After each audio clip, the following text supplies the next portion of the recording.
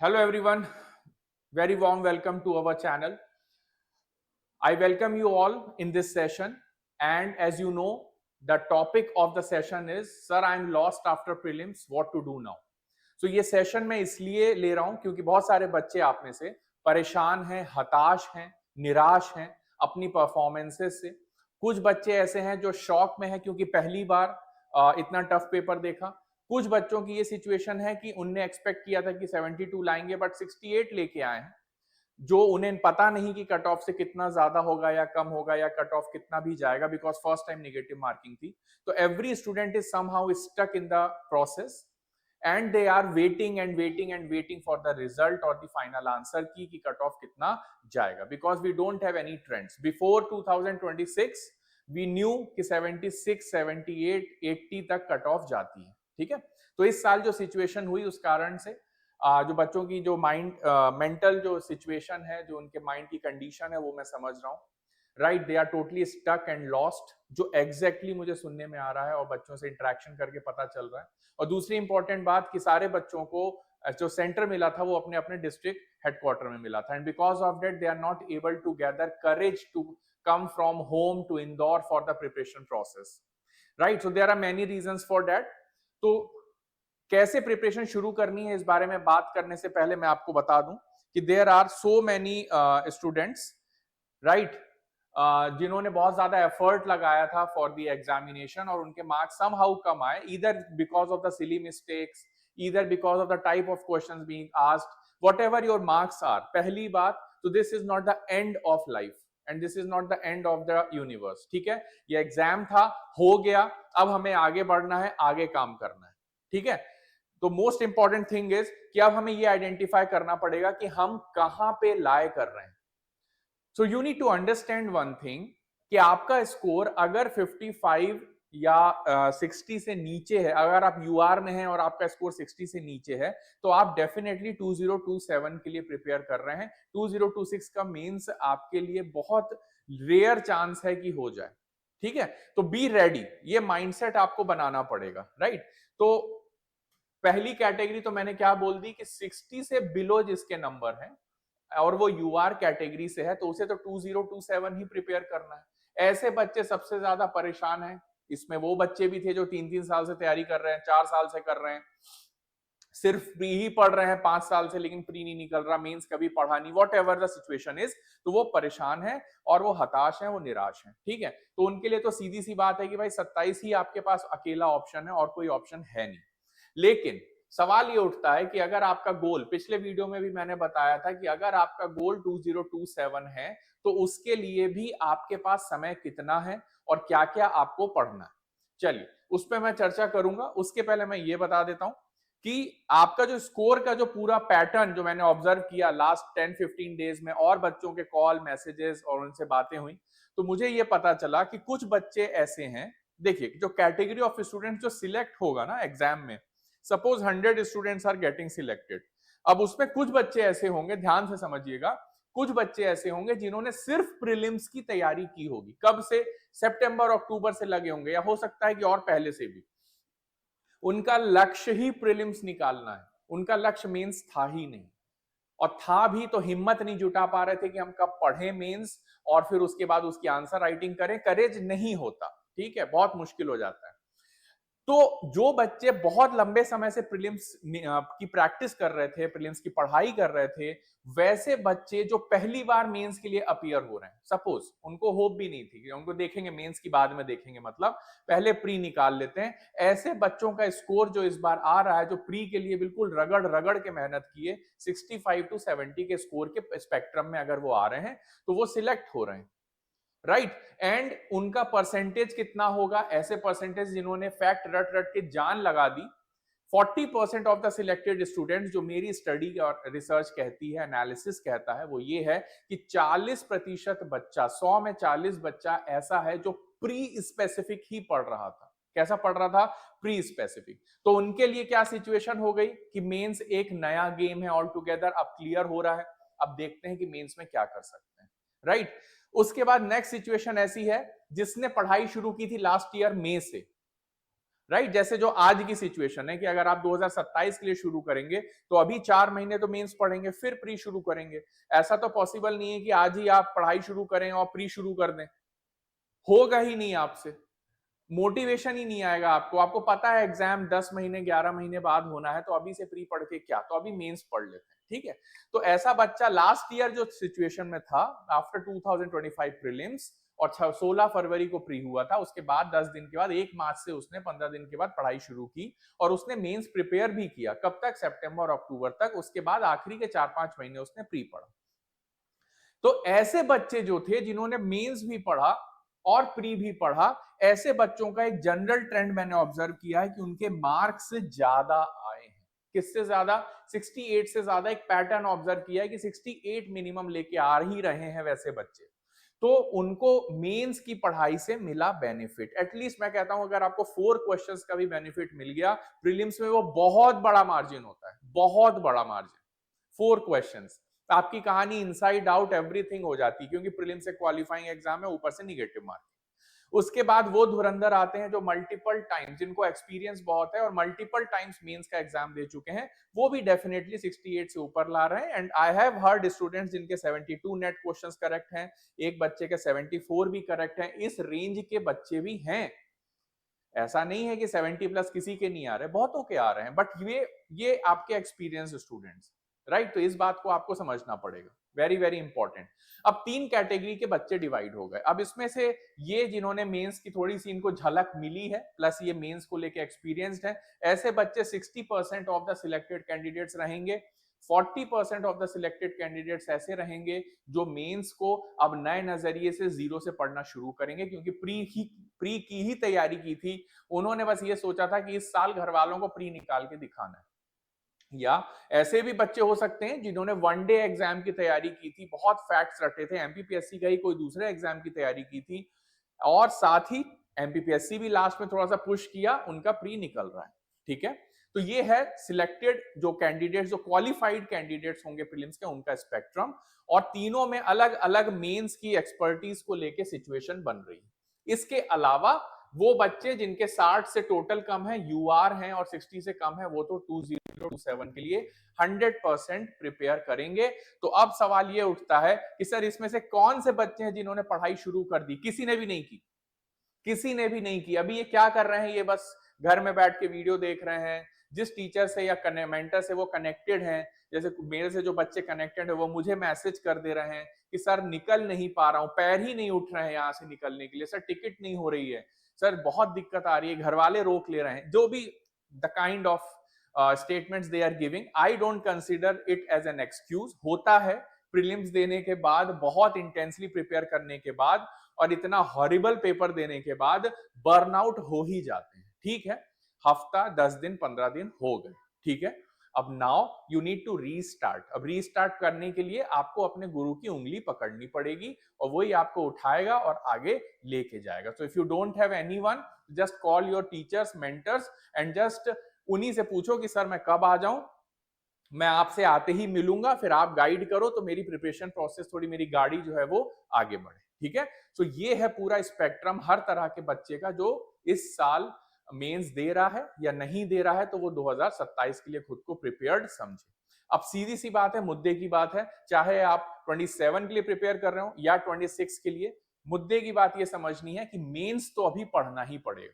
Mains तो अभी पढ़ना ही पड़ेगा। कब तक? एटलीस्ट अक्टूबर, सितंबर से अक्टूबर तक का जो पीरियड है, तब तक हमको क्या पढ़ना पड़ेगा? मेंस पढ़ना पड़ेगा। कौन से एग्जाम की तैयारी करनी है? मेंस एग्जाम की तैयारी करनी पड़ेगी। तो मेंस एग्जाम का आपको क्लियर कट पता है, मैं आपको क्या ही बताऊं, आपको पहले से आइडिया है, बट ब्रीफली बोल दे रहा हूं। 1 2 3 4 300 marks, paper 4 200, paper 5 100 marks, total कितने हैं? 500। इसमें से आपको कितने मार्क्स लाने हैं?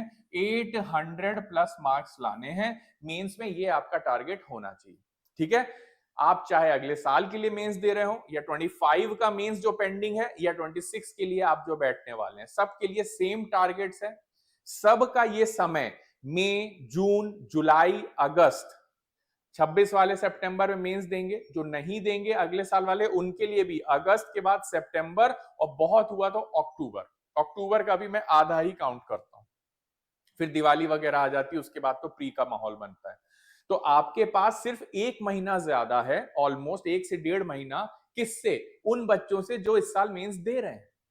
आपके पास भी ज्यादा समय नहीं है, तो आप इतना खुश मत होइए कि अभी मेरे पास 1 साल है, मैं पता नहीं क्या क्या झंडे गाड़ दूंगा। कुछ नहीं गाड़ पाएंगे आप।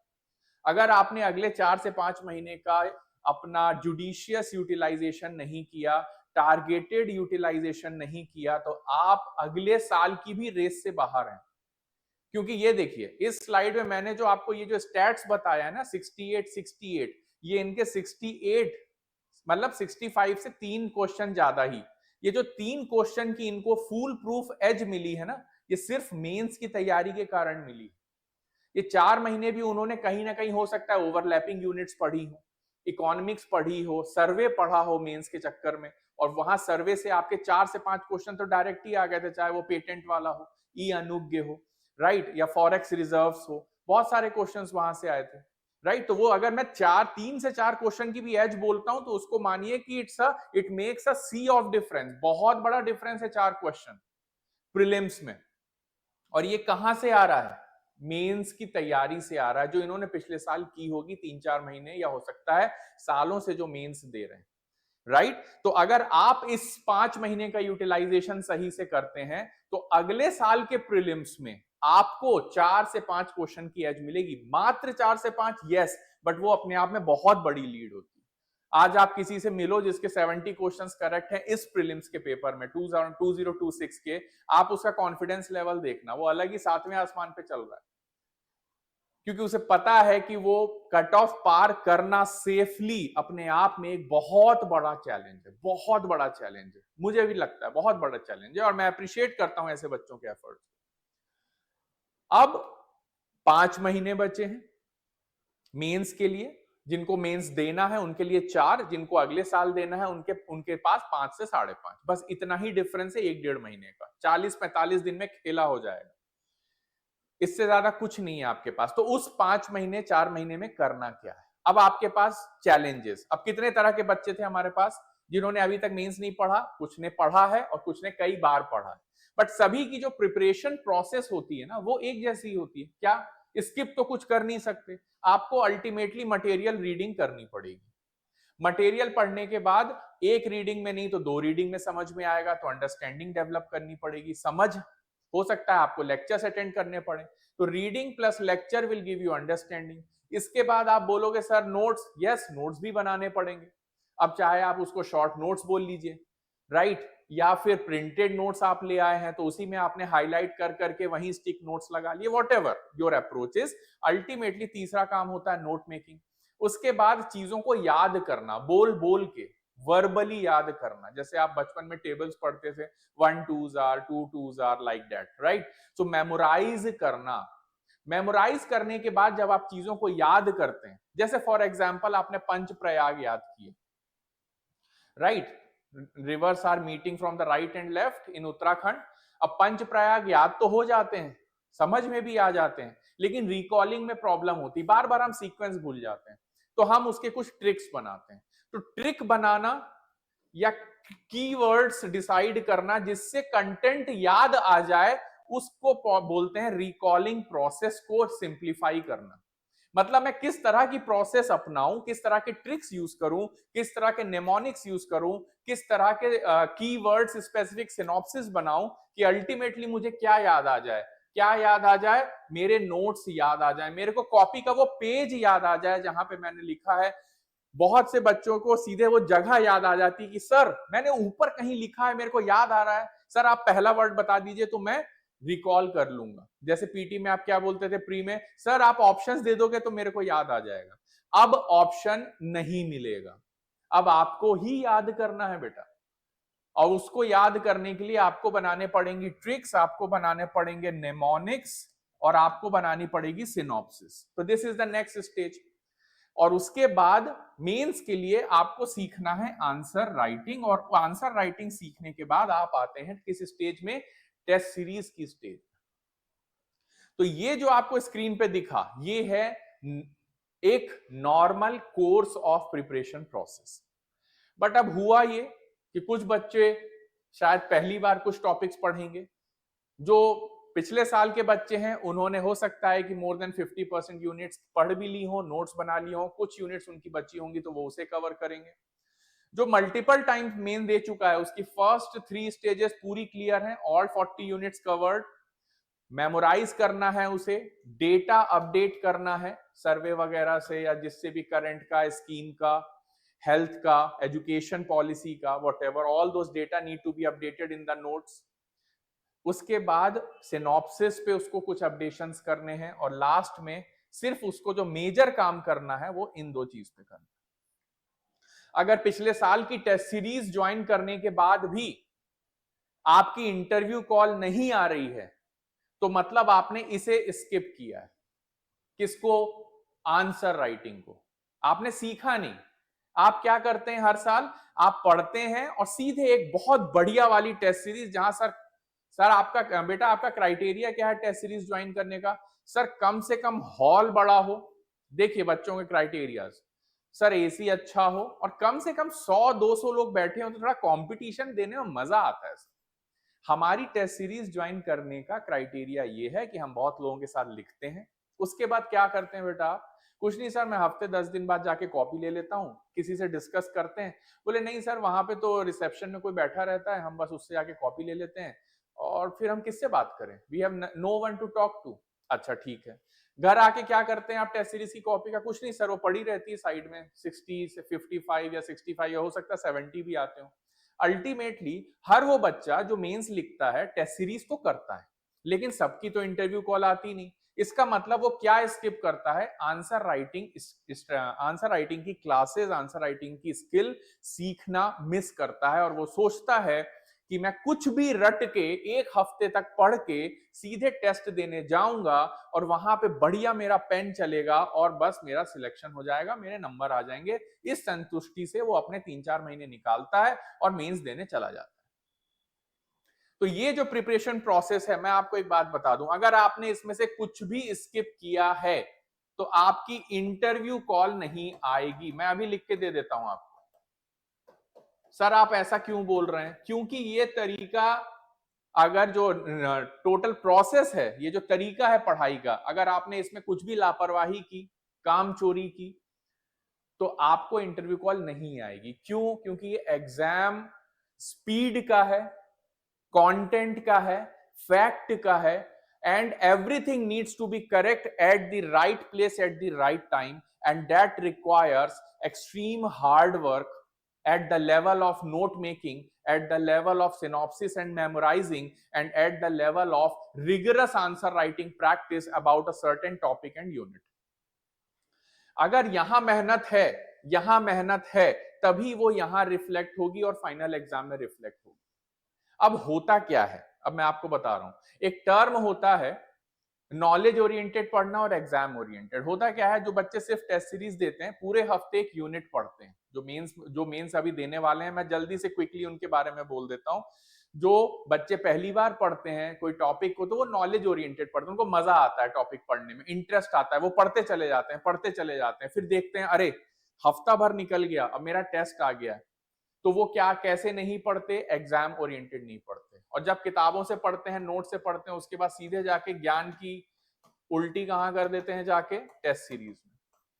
और होता यह है कि आप जब एक हफ्ते तक एक ही कंटेंट को बार बार पढ़ते हैं तो आपकी मेमोरी में रहता है और आप वहां पे जाके लिख के आ जाते हैं बहुत बढ़िया आंसर्स। हो सकता है उस समय लिख लिया हो आपने और आपको मिल गए हो 70 out of 300, out of 150 marks का टेस्ट हो रहा है।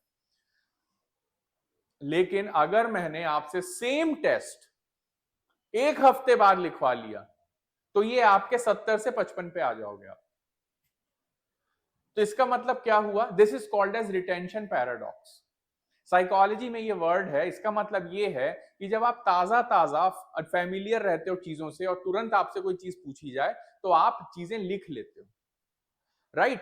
दूसरी बात, सपोज एक हफ्ता आपने पढ़ा और टेस्ट दिया। प्रोसेस को ढंग से समझिएगा कि आप फंसोगे कहां पे, इंटरव्यू कॉल क्यों नहीं आएगी। आपने एक हफ्ते पढ़ाई की, आप गए, आपने टेस्ट लिखा, ध्यान से सुनना। अब मैं बोलता हूं, फिर एक हफ्ते का गैप देता हूं आपको, फिर एक हफ्ते बोलता हूं, फिर पढ़ो, फिर टेस्ट दो, दोनों टाइम पे आपके आंसर अलग हो जाएंगे। दोनों टाइम में 2 बार मैं आपसे अगर सेम टेस्ट भी लिखवा लूं तो आपके आंसर्स अलग अलग आएंगे। क्यों? क्योंकि आपके सिनॉप्सिस नहीं है, क्योंकि आपके स्ट्रक्चर्स रेडी नहीं है। तो आप सेम आंसर, सेम क्वेश्चन जब यहां रेप्लिकेट नहीं कर पा रहे हो इंस्टीट्यूशन में आके, जब टेस्ट सीरीज में, तो आप कैसे उम्मीद लगा सकते हो कि सेम क्वेश्चन, मैं कहता हूं रिपीटेड क्वेश्चन भी आ गया एमपीपीएससी के फाइनल एग्जाम में, तो आप वही परफॉर्मेंस दे दोगे जो यहां देके जा रहे हो। और इस बार के प्रीलिम्स के बाद तो आपको ये बात क्लियर कट समझ में आ गई कि एग्जाम हॉल का जो माहौल होता है वो कितना प्रेशर का होता है। तो मेरा आपको ये सारी बातें समझाने का मकसद ये है कि अगर आपने आंसर राइटिंग को स्किप करके डायरेक्ट टेस्ट सीरीज में जाने का डिसीजन लिया तो आप टेस्ट सीरीज करिए, कोई बुराई नहीं है, बट इंटरव्यू कॉल आ जाएगी, इसके धोखे में मत रहिए। बहुत रेयर चांस है, बहुत रेयर चांस है कि आपको इंटरव्यू कॉल आ जाए और आपको सिलेक्शन नहीं होगा, आपकी कॉल नहीं आएगी, आपको पता भी नहीं चलेगा। एमपीपीएससी में तो पता भी नहीं चलता कितने नंबर आए, राइट? सिर्फ सिलेक्टेड लोगों के मार्क्स पता चलते हैं। तो आप हमेशा डिलेमा में घूमते रहोगे कि मैंने गलत क्या किया। आपने ये गलत किया और शायद आपने और भी बहुत कुछ गलत किया हो यहां पे, जो आपको आइडिया नहीं है, जो हो सकता है कि आप किसी टीचर से जुड़ते, मेंटर से जुड़ते तो वो आपको बता देता। So this is the problem. इस प्रोसेस में आपने कहीं भी मक्कारी की, sorry to use this word, I am just trying to push you all कि आप थोड़ा सा खुद की गाड़ी में आपके किक स्टार्ट हो, धक्का हो, राइट? कहीं भी लापरवाही की, राइट? तो ओवरऑल ये आपको दिख जाना है, वो रिजल्ट में आ जाएगा। हमें भी पता चल जाता है जब कोई बोलता है ना सर इंटरव्यू कॉल नहीं आई, तो हमें पता होता है कि हमने बोला था उसको कि ये सब कर लो, आपने नहीं किया, छोड़िए ना सर, मैं सीधे जाके बस थोड़ा सा फन ले लेता हूं टेस्ट सीरीज का, उससे कुछ नहीं होगा। और हर हफ्ते बच्चे की जब कॉपी मिलती है वो अगले टेस्ट की पढ़ाई कर रहा होता है, तो अपनी कॉपी को भी एनालाइज नहीं करता घर में जाके। So this is the big problem, right? So अपने आप को किसी भी स्टेप से स्किप मत करवाना, बस मेरा ये सजेशन है।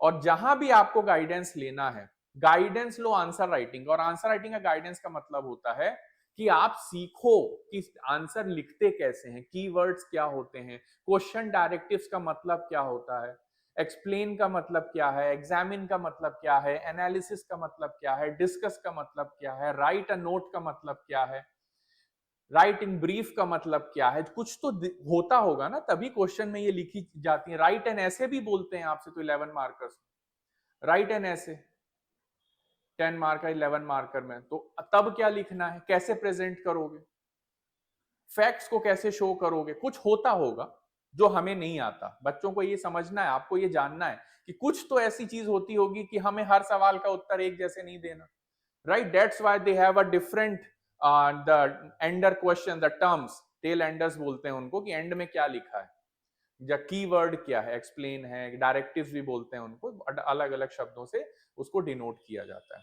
तो ये जो स्ट्रेटेजी है, मैं फिर से आपको एक बार रिवाइज करवा रहा हूं कि आप लोगों के साथ प्रॉब्लम ये है कि अभी आप लोगों ने पहली बार निगेटिव मार्किंग का पेपर देखा और आप लोग चले गए सबके सब सदमे में। अब आप लोग की पढ़ाई हो पा नहीं रही शुरू, जिसको मेंस देना है, जो श्योर है, वो भी नहीं गैदर कर पा रहा, पता नहीं कैसे courage. I am really amaze to see this, right? तो आपको पहली बात तो ये समझ लेना है कि आप किस कैटेगरी में हो, इधर 60 से कम 27 वाले हो, चाहे इस कैटेगरी में हो। नेक्स्ट बात, आप किसी भी कैटेगरी में हो, आपके पास टाइम कम है, किसी के पास 4 महीने है, किसी के पास 5.5-6 महीने, बस मैक्सिमम 6 तक खींच सकते हो, बट प्रीलिम्स कॉम्प्रोमाइज हो जाएगा अगला वाला। अब आपके पास सिलेबस और नंबर क्लियर है, 800 प्लस मार्क्स का टारगेट क्लियर है, प्रोसेस ऑफ स्टडी क्लियर है, राइट? अब इसके बाद एग्जाम ओरिएंटेड और नॉलेज ओरिएंटेड पढ़ाई में से हमें कौन सी करनी है? हमें एग्जाम ओरिएंटेड पढ़ाई करनी है, नोट्स और एग्जाम पैटर्न के हिसाब से सिनॉप्सिस और क्वेश्चन आंसर सॉल्व करना है, ना कि बस 200-200 पेजों की किताबें ले आना है मार्केट से और बस उन्हें पलट के एंजॉय करना है कि ये तो मेरा पहला मेंस है, अगले बार देखेंगे। तो कुछ नहीं होना आपके पास, बस यहाँ मेडल्स इकट्ठा हो जाएंगे, mains 1, mains 2, mains 3, mains 4, 4-5 medal लेके घूमते रहेंगे मार्केट में आप। इससे कुछ नहीं होगा, जब तक आप एग्जाम ओरिएंटेड पढ़ाई नहीं करेंगे आप कभी कहीं भी सफल नहीं हो सकते। उसके बाद सबसे बड़ी गलती, डायरेक्ट टेस्ट सीरीज में कूद जाना और तुरंत पढ़ के टेस्ट देना, दूसरी बार अगर सेम टेस्ट दूं तो क्या मैं सेम आंसर लिख पाऊंगा? पॉसिबल ही नहीं है, क्योंकि आपने स्ट्रक्चर बनाना सीखा नहीं। राइट सीधी सी बात है। अगर एक बिल्डिंग बनती है, अगर किसी सेम बिल्डर से बोले कि भाई आप सेम बिल्डिंग वैसी बना के दे सकते हो, तो वो दे सकता है, क्योंकि उसके पास एक प्रॉपर प्रोसेस है, उसके पास एक स्ट्रक्चर है जिसकी थ्रू वो वर्क करेगा। हम रैंडम हैं, हम जाते हैं और वहां जाके कुछ भी लिख के आ जाते हैं जो हमें उस मोमेंट पे सही लगता है। फिर अगली बार बैठोगे, अगली बार कुछ और सही लगेगा, वैसा पेन चल जाएगा, कुछ और नंबर आ जाएंगे। इसलिए वो बच्चे जो बार बार ये बोलते हैं कि सर टेस्ट सीरीज में मैं टॉप करता था और पता नहीं कैसे इंटरव्यू कॉल ही नहीं आई, इसलिए नहीं आती है क्योंकि आप लोग कंसिस्टेंट नहीं होते अपनी आंसर राइटिंग में। वो इसलिए नहीं होते क्योंकि आप यूनिट वाइज चीजों को अप्रोच नहीं करते आंसर राइटिंग में। तो अगर आप यूनिट वाइज अप्रोच करोगे और फिर उसके बाद ट्राई करो कि या तो पार्ट वाइज दे लो, टेस्ट सीरीज देने से मना नहीं कर रहा हूं, बट उसकी सीक्वेंसिंग गलत हो जाती है।